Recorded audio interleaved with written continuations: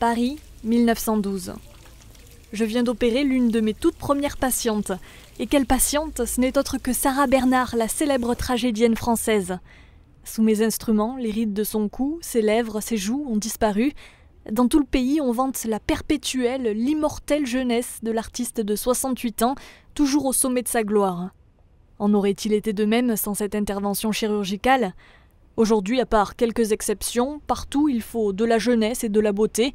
Trouver un travail avec un visage marqué par l'âge est presque devenu impossible. Alors pour moi, la chirurgie esthétique est loin d'être une frivolité, comme beaucoup se plaisent à le dire. Je suis convaincue qu'elle peut permettre l'émancipation des femmes, et j'en ferai d'ailleurs l'un des combats de ma vie. Je suis Suzanne Noël, et voici mon histoire.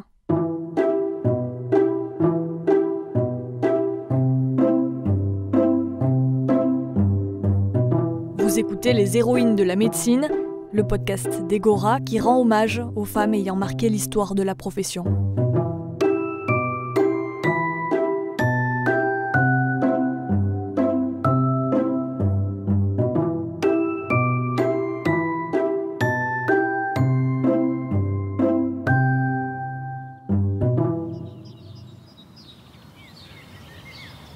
Je suis née sous le nom de Suzanne Gros le 19 janvier 1878 dans une famille bourgeoise de Laon, dans le département de l'Aisne. Petite, j'ai reçu une très bonne éducation, j'ai appris à broder et à dessiner, comme toutes les fillettes de mon rang. J'ai grandi entourée d'amour, malgré la mort de mon père lorsque j'avais 6 ans. Cette épreuve nous a beaucoup rapprochés, ma mère et moi. Elle est devenue ma confidente, et même après mon premier mariage, l'année de mes 19 ans, j'ai continué à lui écrire régulièrement. Mon mari, le docteur Henri Pertat, était un dermatologue parisien, de 8 ans mon aîné. Ensemble, nous nous sommes installés dans la capitale, dans un bel appartement avenue de Villiers. Quelle ville incroyable, avec tant de choses à faire. L'opéra, les galeries d'art, le bridge avec les amis. Et pourtant, l'ennui me gagnait peu à peu, avec cette terrible impression de ne servir à rien. Une idée m'a alors traversé l'esprit, pourquoi ne pas reprendre mes études ? Henri m'a tout de suite soutenue et il m'a même suggéré de passer mon baccalauréat. Une chance puisque sans son accord, je n'aurais rien pu faire. J'ai travaillé sans relâche pendant 3 ans et en 1902, j'ai décroché le fameux diplôme. Tu ferais une excellente médecin, m'a alors dit Henri. Il ne m'a pas fallu beaucoup de temps pour prendre ma décision. À la rentrée, j'ai rejoint les bancs de la faculté de médecine, entouré d'hommes plus jeunes que moi.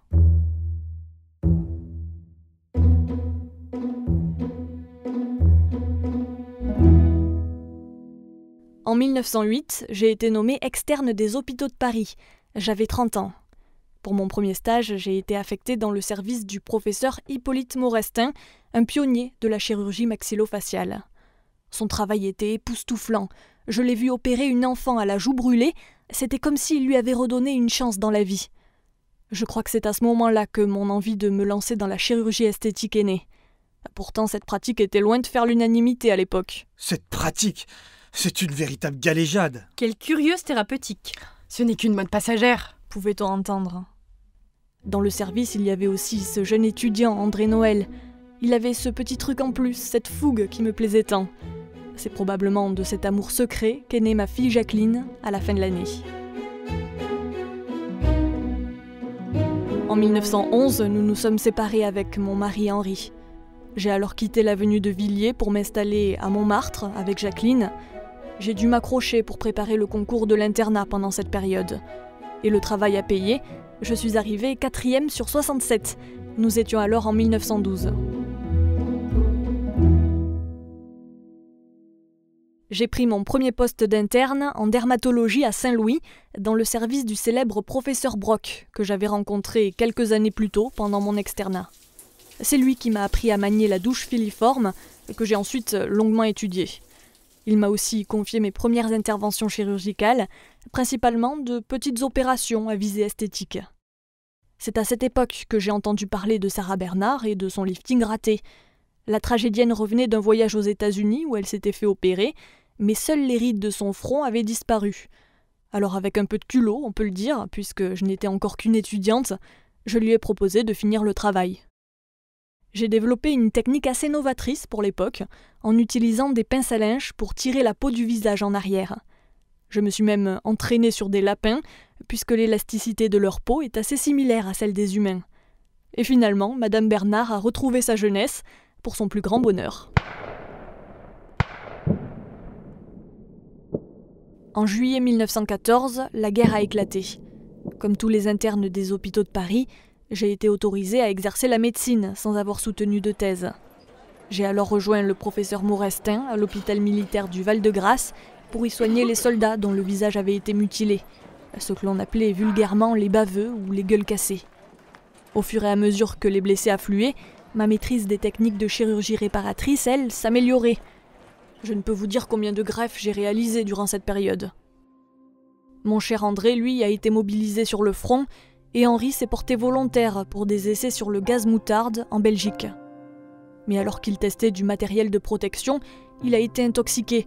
Il est mort en 1917, après une longue agonie. Ce fut, pour moi, le début d'une longue série de tragédies. La vie semblait pourtant nous sourire après la guerre. Avec André, nous nous sommes mariés en 1919, avant de nous installer, avec Jacqueline, dans un luxueux appartement rue Marbeuf, près des Champs-Élysées. C'est là que nous avons aménagé notre cabinet, avec chacun son espace. N'ayant toujours pas passé ma thèse, j'avais confié mes travaux sur la douche filiforme à André, j'exerçais sous sa licence et réalisais de petites opérations de chirurgie plastique, des liftings du visage surtout. Mes patientes étaient des artistes, des journalistes, des avocates. Elles se passaient discrètement le mot lors de soirées mondaines. Mais je recevais aussi des ouvrières, des secrétaires ou des vendeuses, licenciées à cause de leur physique ingrat ou des rides qui creusaient leur visage. À elles, je ne leur faisais rien payer. C'était pour moi un moyen de les maintenir dans le monde du travail. Elles pouvaient ainsi garder leur indépendance financière, leur liberté. Et pour que l'entourage, et surtout les maris, ne se doutent de rien, je recevais mes patientes tôt le matin ou tard le soir. Je m'efforçais de camoufler les cicatrices et de dissimuler les pansements. En tant que médecin, je me suis battue pour que les femmes disposent librement de leur corps.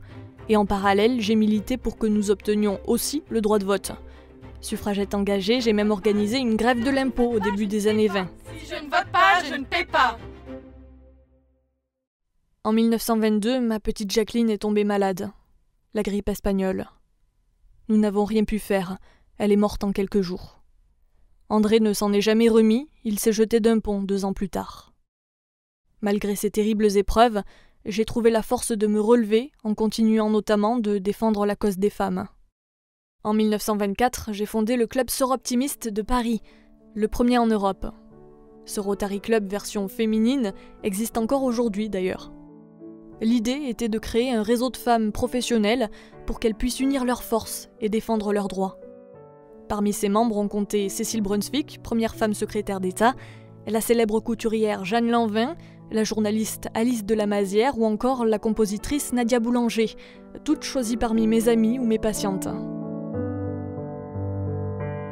Mais je n'ai pas abandonné la chirurgie pour autant, bien au contraire. En 1925, j'ai enfin passé ma thèse et je me suis installée dans un appartement près du Champ de Mars. J'avais alors 47 ans. Peu à peu, j'ai commencé à élargir ma pratique. Je ne m'intéressais plus seulement au visage, mais aussi au remodelage des cuisses, des seins, des fesses. Je recollais des oreilles, opérais des hommes et des enfants. J'ai même inventé une technique de dégraissage par aspiration, aujourd'hui appelée liposuction. Ces nouvelles méthodes chirurgicales ont fait grand bruit et j'ai été invitée à en parler dans le monde entier. J'ai même reçu la Légion d'honneur en 1928 pour ma contribution à la notoriété scientifique de la France sur la scène internationale. New York, Londres, Honolulu, Ceylan, Kyoto, Le Caire. Pendant près de 10 ans, j'ai enchaîné les voyages. J'en ai profité pour créer d'autres clubs soroptimistes dans les pays que j'ai traversés. Ma vue commençait cependant à se troubler et j'ai dû interrompre temporairement mes activités en 1936, le temps de me faire opérer de la cataracte. Puis la Deuxième Guerre mondiale est arrivée et avec elle la barbarie nazie. Dans mon cabinet, j'ai effacé gratuitement les tatouages des rescapés des camps. Cette volonté d'aider les autres ne m'a jamais quittée, jusqu'à ma mort en 1954.